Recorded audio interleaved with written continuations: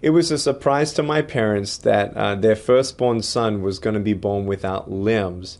When they saw me, the doctor saw me, and they said, sorry, we have no explanation. And still to this day, it remains a mystery.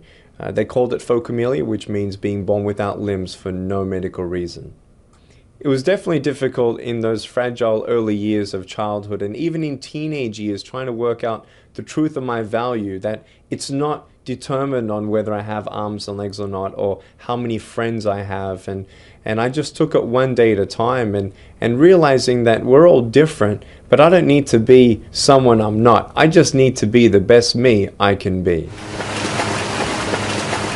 I love swimming just for recreation and floating, and just a very peaceful thing that I do for relaxation. Because I have no arms and legs that weigh me down, I actually float like a life vest. I've learned how to move around the pool and even in the ocean and even on a surfboard.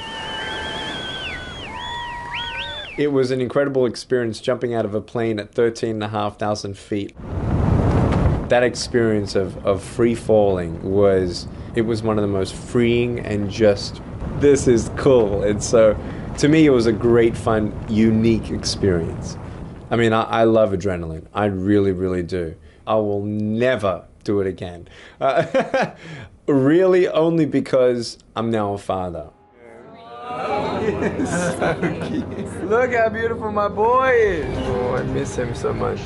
At 17, my janitor at my high school, we made friends. And he looked at me one day and he, to my surprise, said, "You're going to be a speaker." And I said, "You're a crazy old man." I said, "What do you think I'm going to speak about?" He said, "Your story." I said, "I don't have a story." He said, "Yes, you do." My doctors never thought that I'd be able to walk. And today, I'm walking. For anyone who's embarking on a new season or chapter in their life, for instance, in corporate America, it was a big, big step for me to move from Australia to Los Angeles, and you'll always have obstacles. When we live in such a competitive world, it's very easy to talk yourself out of trying again. It's very easy to talk yourself out of doing anything new.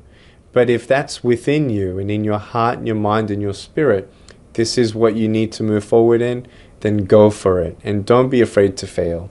Because even if you do fail, you're not a failure. Failure is education. We're all outsourcing overseas, but there are many people that I know who are looking for jobs, who have different disabilities, and I think it's part of that corporate social responsibility that maybe perhaps American corporations can really invest in on. It's not just giving someone a wheelchair or a building to access. It's about inspiring them as well to get up and go create something. I at best was thinking, well, I hope I get a job. And here I am, a president of 2 companies and employing, over a dozen people here in America.